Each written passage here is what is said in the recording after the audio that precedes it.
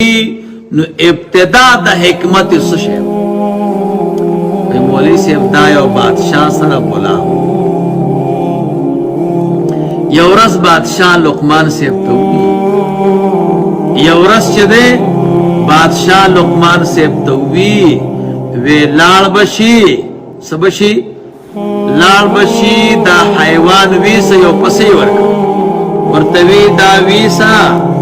او حلال کا دی کی دو اندامون روڑا چه در طول نخواگئی او قیمتی اگا ورطوی سیده نبس مولی سیبوی وڑخا او حلال کا یوی تی جبر آواغستا او یوزلو بادشاہ تی روڑا چه والی سی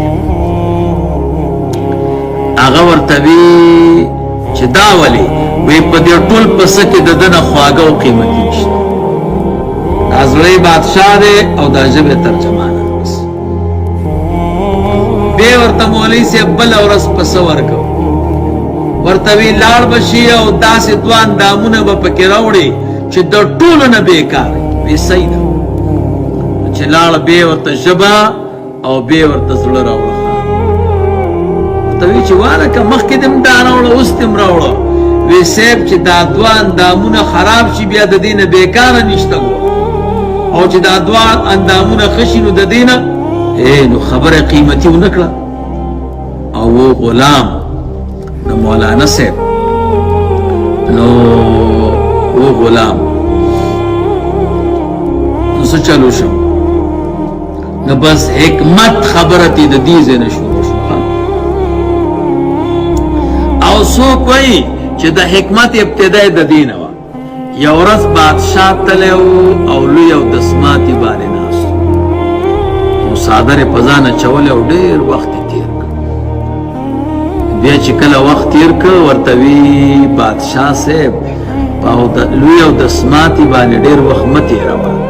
دا دین بواسیر مرس پیدا کی دا بیا تاگی سر توخی جی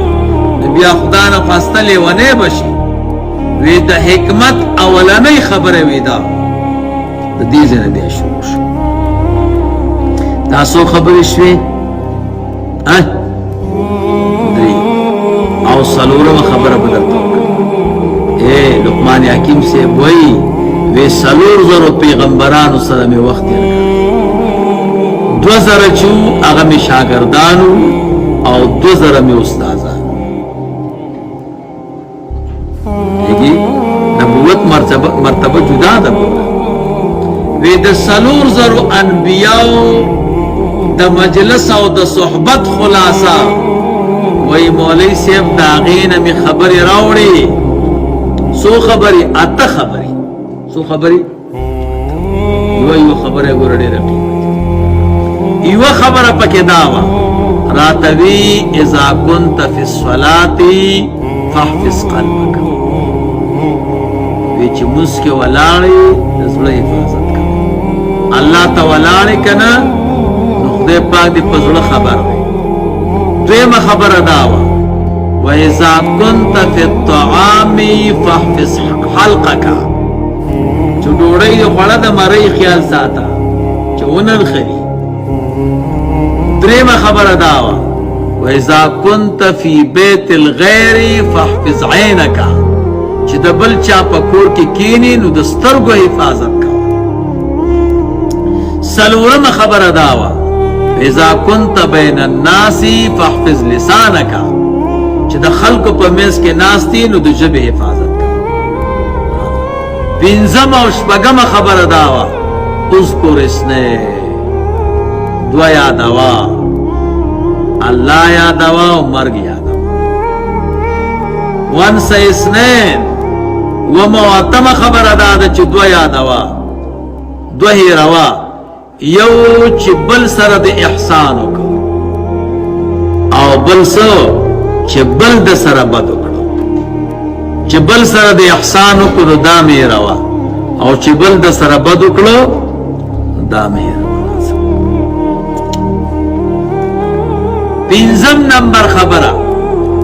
بیان د مرتبه د لقمان مرتبه سوا دی کې اتفاق دے چې لم یکن نبیا. لقمان حکیم سے مولوی سے نبی نو خان ولیکن کان عبدا شکورا. سو اللہ یو بندو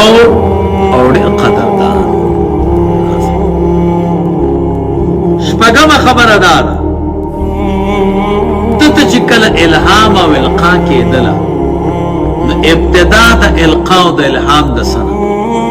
وې دې ورځ د غرمې ویدو آواز وشو یا لقمان هل لك ان يجعل لك الله خلیفة فی الارض. لقمان خو خدای نه ده چې الله دې خلیفہ په ځمکه کې وګرځي. فاجاب دور ته جواب وکړو ان خيرني ربي قبلت العافيه. کہ اللہ ما ته اختیار راکړي نو یې زبدا عافیت ورک بس خلیفہ کېږم. او که الله پاک چې دې نو اختیار را نکو نو بس بیا خو فالسمع والطاعه بیا خو د خپل رب خبره ته وګم د مو به منم. اتم نمبر خبر ادا ده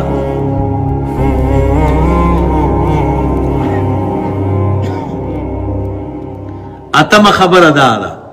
چې لقمان حکیم صاحب چې ده دنه مولوی صاحب ابتدا د کلمات او د عقل او د حکمت شوی ده او دومره حکمتونه تی نقل شوی دي چې حیران نشي. پیږي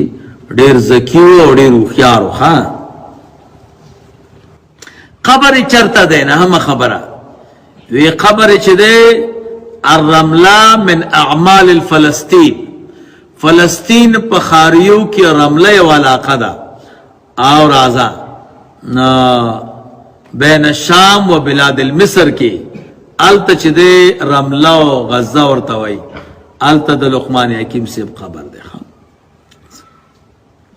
او دلته داویه او انبیاء کرامو قبرونه مشتخه. او لقمان حکیم صاحب چې وفات شوی مړ شوی او نو د څه شي نه مړو وې د لوګې نه بني اسرائیلو کې وبا راغلی وه او د هغې نه وتلی نو بیا رملې ته چې ورسېده نو بس هلته بیا وفات شو د لوګې نه. نو دا انبیاء کرام هم ټول د لوګې نه وفات دي ورسره لقمان حکیم صاحب هم وفات دی.